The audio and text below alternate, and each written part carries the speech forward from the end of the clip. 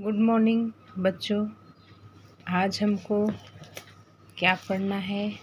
Class 9 math second का chapter number 3.1 पढ़ने का है। क्या पढ़ने का बच्चों? 3.1। अब चैप्टर नंबर 3 है क्या, पहले वो आप सब लोग जान लो। चैप्टर नंबर 3 है त्रिभुज। क्या पढ़ना है? त्रिभुज। जैसा कि आपको पता है त्रिभुज की प्रॉपर्टी क्या होती है? त्रिभुज के तीनों कोणों का योगफल क्या होता है? 180 अंश। समद्विबाहु त्रिभुज का प्रमेय, जिसकी दो भुजाएं बराबर हों वो समद्विबाहु त्रिभुज है। त्रिभुज की सर्वांग समता, मतलब त्रिभुज कैसे उसकी भुजा सर्वांग सम है, एक त्रिभुज दूसरे त्रिभुज के कैसे बराबर है, वो पढ़ना है। इसमें बहुत सारे क्या है प्रमेय हैं, पहले हम वो पढ़ेंगे फिर जाके हम लेसन पढ़ेंगे। पहला क्या है? पहला प्रमेय है त्रिभुज के दूरस्थ अंतःकोण का प्रमेय। दूरस्थ अंतःकोण का प्रमेय क्या कहता है कि यदि हमारा कोण P और कोण Q का योगफल जो आता है वही योगफल दूरस्थ मतलब दूर अंतः उसके अंदर के कोण के योग के बराबर होता है। यही हमको सिद्ध करना है, यही हमको पढ़ना है। जैसे यहाँ पे लिखा है क्या है, हमको साध्य क्या करना है? कोण R, मतलब ये कोण R बराबर क्या होना चाहिए? Q और P का योग होना चाहिए। यहाँ पे देखिए क्या है, कोण R और कोण R बराबर 180 अंश। मतलब एक बार ऐसा लिया है PR Q और एक बार क्या लिया है PRS बराबर 180 अंश। रेखीय युगल कोण बना रहे हैं इधर और इधर से। अब यहाँ पे क्या हो गया, कोण PQR प्लस कोण QPR प्लस कोण PRQ बराबर 180 अंश है इसका मान, हमने यहाँ रख दिया। अब इस पक्ष से देखिए कुछ ना कुछ कट रहा है, ये इससे कट जाएगा। यहाँ पे क्या बचा? PQR प्लस QPR बराबर PRS। यहाँ पे सिद्ध हो गया। मतलब यहाँ पे क्या सिद्ध हो गया कि दोनों अंतःकोण का मान, दोनों कोण के योग उसके अंतःकोण दूरस्थ अंतःकोण के योग के बराबर होता है।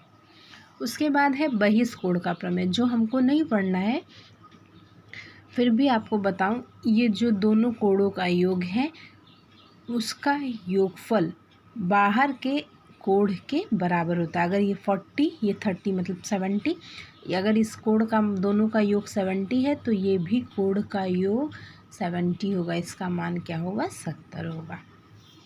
अब इस पे बहुत सारे एग्जाम्पल हैं जो हम नहीं देखेंगे। हम आते हैं एक्सरसाइज 3.1। हम लोग 3.1 करने जा रहे हैं, लेकिन 3.1 पढ़ने से पहले हम क्वेश्चन देखेंगे कि है क्या। हमारा पहला क्वेश्चन है आकृति। ये आकृति है, इसमें कोण BCD है, कोण ACD है। वो क्या है? ABC का बहिष्कोण है। अगर कोण B बराबर 40 है, कोण A बराबर 70 है तो कोण C का मान बताओ। जैसा कि मैंने अभी आपको प्रमेय बताया है, ये क्या है? ABC का एक बहिष्कोण है। कोण B बराबर 40, कोण A बराबर क्या है? 70। तो CD का मान ज्ञात करना है। जैसा कि आपको पता है कोण B अगर 70 है, कोण A 40 है, दोनों को हम क्या करेंगे? जोड़ेंगे, जोड़ देंगे। जोड़ने का योग क्या होगा? बहिष्कोण के योग के बराबर होगा प्रमेयानुसार। अभी हमने प्रमेय द्वारा सिद्ध किया। तो यहाँ पे हमने लिख दिया कोण ACD बराबर, कोण ACD बहिष्कोण बराबर क्या हो गया? कोण BAC का योग और कोण ABC का योग। यहाँ 70 इसका मान है, इसका मान 40, 70 40 110 हो गया। इसीलिए कोण ACD का मान भी क्या हुआ? 110 हो गया। समझ में आया बच्चों? इसके बाद थर्ड क्वेश्चन है, अगर त्रिभुज PQ में P बराबर 70, Q बराबर 65 तो R का मान बताओ। आपको पता है त्रिभुज के तीनों कोणों का योग कितना होता है? 180 अंश। मतलब कोण P, कोण Q, कोण R बराबर कितना होगा? 180 अंश। कोण P का मान हमने 70 रख दिया, कोण Q का मान 65, R का मान नहीं पता 180 कर दिया। दोनों का योग क्या है 135, R का R लिख दिया 180। अब कोण R बराबर क्या हो जाएगा 180 माइनस 135, कोण R बराबर हो जाएगा 45। उसके बाद हमारे तीसरा क्वेश्चन है, त्रिभुज के कोणों का माप x माइनस 20, x माइनस 40 हो तो प्रत्येक कोण का मान ज्ञात करो। हमको पता है कि जैसा तीनों कोण का योग कितना होता है 180 अंश, मैंने तीनों कोण जोड़ लिया है बराबर 180 अंश कर लिया है। अब x मतलब 3x हो गया और ये माइनस 20 माइनस 40 कितना हो गया 60, 180। 3x बराबर क्या हो जाएगा 180 प्लस 60, यहाँ पे हो जाएगा x बराबर 80। अब x बराबर 80 हो गया तो वही हम वैल्यू उसको रख देंगे। x माइनस 20 है तो यहाँ x की जगह हमने 80 रखा, माइनस 20 मतलब 60, यहाँ x की जगह हमने 80 रखा, माइनस 40 बराबर 40।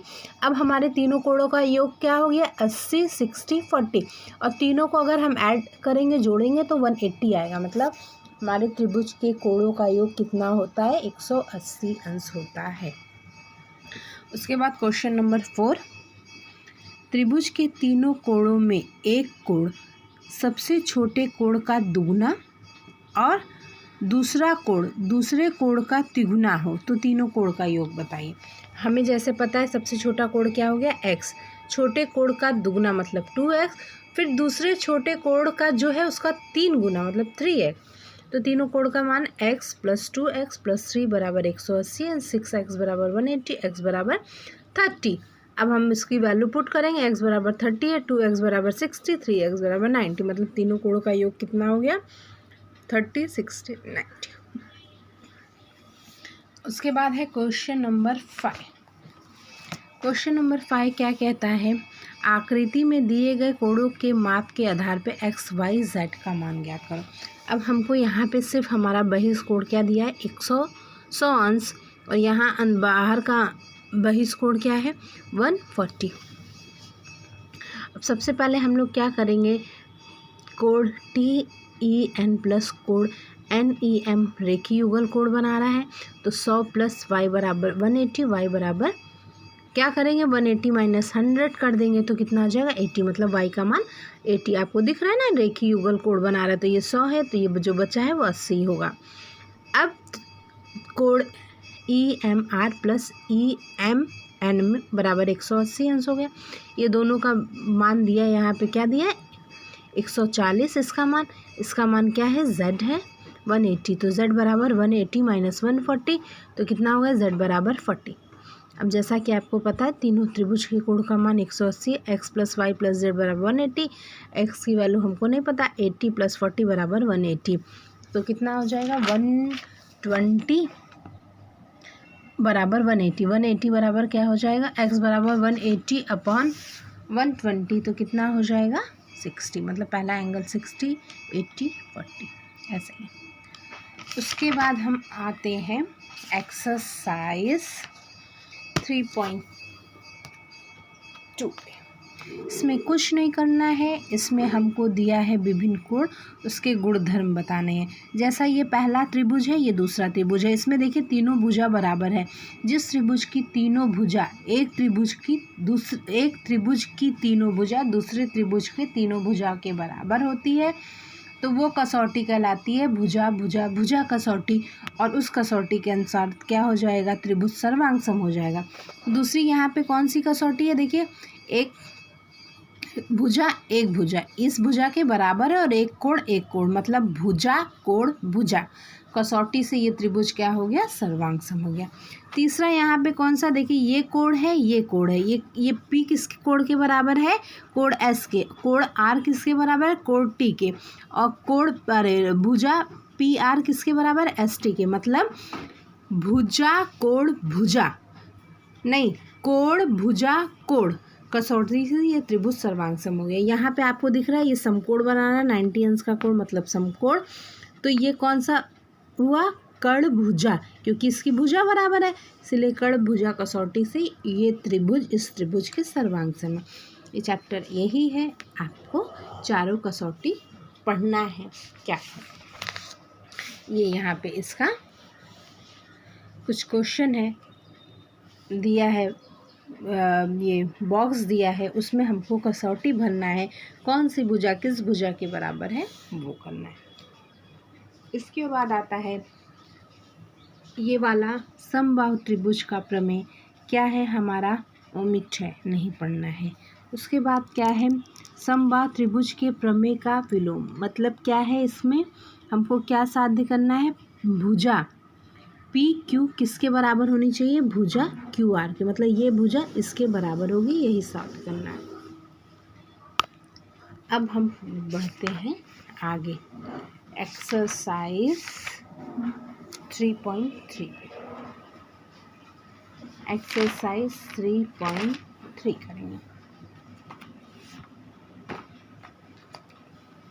3.3 में क्या है, x तथा y का मान ज्ञात करो जबकि कोण ए बी डी तथा कोण ए सी डी का मान भी ज्ञात करो। अब हमको पहला मैंने ऊपर वाला एक त्रिभुज लिया, त्रिभुज ए बी सी में ये रेखा इसके बराबर है, ऐसा दिया हुआ है। अब यहाँ पे क्या है, कोण सी बराबर 60, क्योंकि यहाँ पे लिखा है कोण ए सी बी बराबर 60, उल्टा कोण नहीं, यहाँ ए सी बी बराबर 50, क्योंकि यहाँ मान दिया हुआ है, हमने यहाँ 50 लिख लिया। अब क्या है, कोण ए बी सी, इसका मान क्या हो जाएगा, 50 हो जाएगा, क्योंकि सामने के अंतःकोण हैं, बना रहे हैं। अब कोण बी सी बी डी बराबर 60, सी बी डी बराबर 60 यहाँ पे दिया हुआ है। अब क्या होगा, दोनों कोण को हमने ऐड कर लिया, तो कोण बी का मान क्या हो गया, 110।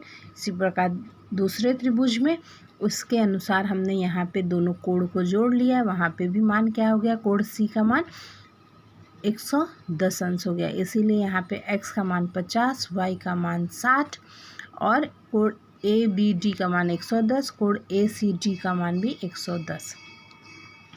सेकंड है, समकोण त्रिभुज में कर्ण की लंबाई 15 हो तो उस पर खींची गई माध्यिका की लंबाई ज्ञात करो।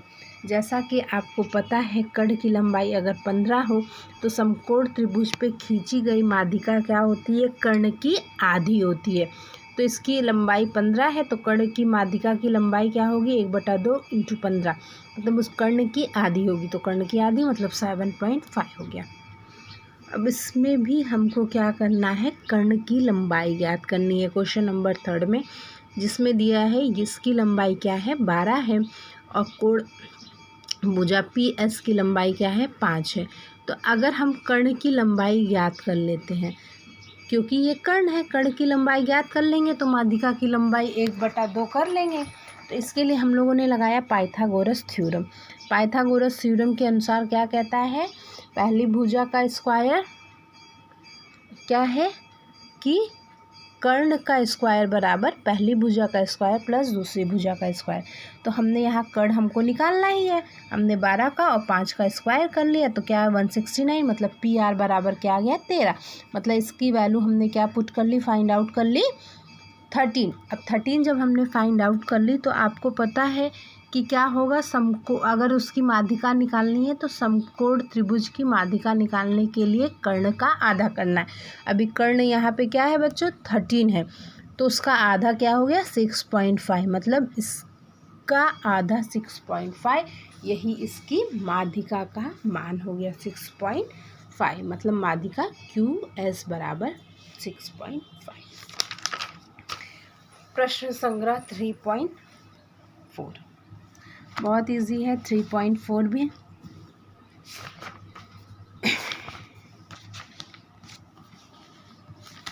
इसमें क्या है कि एक त्रिभुज एक्स वाई जेड के समद्विबाहु पे है, अगर एक्स ए एक्स 2 है तो एक्स जेड कितना होगा, 2 ही होगा, क्योंकि आपको पता है समबाहु त्रिभुज के प्रमेय के अनुसार, समद्विभाजक त्रिभुज के प्रमेय के अनुसार क्या होता है, अगर कोई भुजा एक दूसरे को काटती है तो वो दोनों किस पे होती है, समान दूरी पे होती है। तो मतलब ए एक्स बराबर क्या होना चाहिए, एक्स जेड। ए एक्स बराबर क्या होगा, एक्स जेड, मतलब ए एक्स अगर 2 है तो एक्स जेड भी क्या है, 2 आएगा।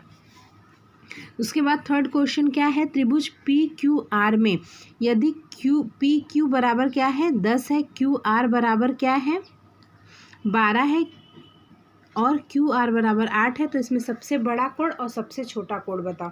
सबसे पहले हम पता करेंगे सबसे बड़ी भुजा क्या है 12, सबसे छोटी भुजा क्या है 8। सबसे बड़ी भुजा के सामने का कोण क्या होता है, सबसे बड़ी के सम्मुख कोण क्या होता है, बड़ा होता है। मतलब ये कोण क्या होगा, सबसे बड़ा होगा। और सबसे छोटी भुजा क्या है 8, तो उसके सम्मुख का कोण जो उसके मुख के सामने का कोण है मतलब कोण क्यू, ये क्या होगा, सबसे छोटा होगा। ये हमने यहाँ पे लिखा है। ये हमारा प्रमेय है। प्रमेय अनुसार ये है कि सबसे बड़ी भुजा के सम्मुख का कोण क्या होता है, सबसे बड़ा, और सबसे छोटी भुजा के सम्मुख का कोण क्या होता है, सबसे छोटा होता है। वही हमने कर दिया। यहाँ पे भी एक क्वेश्चन है, अगर फैन में कोण F बराबर 80, कोण A बराबर 40, तो सबसे बड़ी भुजा और सबसे छोटी भुजा का नाम बताइए और क्यों। यहाँ पर 80 हो गया, 40 हो गया। पहले हम थर्ड भुजा की वैल्यू निकालते हैं, तो यहाँ पे हमने वही किया है 120, 180, तो कितना हो गया 60। इसका क्या हो गया 60, ये एंगल 60 हो गया। अब यहाँ पे 60 अगर हम लिखते हैं तो सबसे बड़ी भुजा सबसे बड़ा कोण क्या है 80, तो 80 के सामने की भुजा क्या है AN, AN क्या होगी, सबसे बड़ी भुजा होगी। और उसके बाद क्या है 40, 40 के सामने की भुजा क्या होगी, सबसे छोटी, क्योंकि सबसे छोटी है तो FN उसके बाद होगी। तो हमने यहाँ पे देखिए कोण के हिसाब से लिखा है, कोण F सबसे बड़ा, फिर कोण N सबसे बड़ा, कोण A उसके बाद आता है, तो उसी हिसाब से उसकी भुजा का वैल्यू पुट कर दिया है। अब उसके बाद यहाँ पे एक त्रिभुज है जो क्या है समबाहु, जिसके सारे भुजा क्या है बराबर है, तो हमको सिद्ध करना है कि उसके भी कोण बराबर हो और त्रिभुज समबाहु त्रिभुज हो। तो हमने क्या किया, कोण इसको A बराबर x माना, इसको भी x, इसको भी x, क्योंकि सबके वैल्यू क्या होंगे, बराबर होंगे। तो 3x बराबर 180, x बराबर 60, मतलब इसकी भी वैल्यू 60, इसकी भी वैल्यू 60, इसकी अगर तीनों की वैल्यू 60 है तो हमको पता है बनने वाला कोण क्या होगा, समबाहु कोण होगा। उसके बाद एक्सरसाइज 3.5 है, जिसमें हमको संगत भुजा और संगत कोण का मान बताना है, जो आप बहुत इजी से बता लोगे।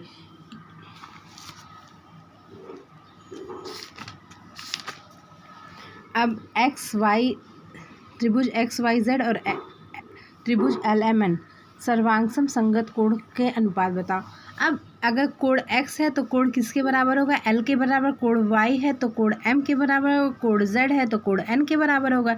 ये जो दो भुजा है इस भुजा के बराबर होगी, ये दो भुजा इसके बराबर होगी। ML किसके बराबर होगी, XZ की। यही हमने लिखा है। ये प्रमेय अनुसार है कि समरूप के संगत कोण भी बराबर होते हैं और समरूप के सम्मुख भुजाएं, संगत भुजाएं भी क्या होती हैं, बराबर होती हैं। यहाँ पे हमारा त्रिभुज लेसन फिनिश होता है, जो आप अच्छी तरह पढ़ेंगे और एक्सरसाइज सारा सॉल्व करोगे। अच्छे से आपको करना है, समझना है और सारे क्वेश्चन को उदाहरण देखते हुए, प्रमेय देखते हुए हल करना है।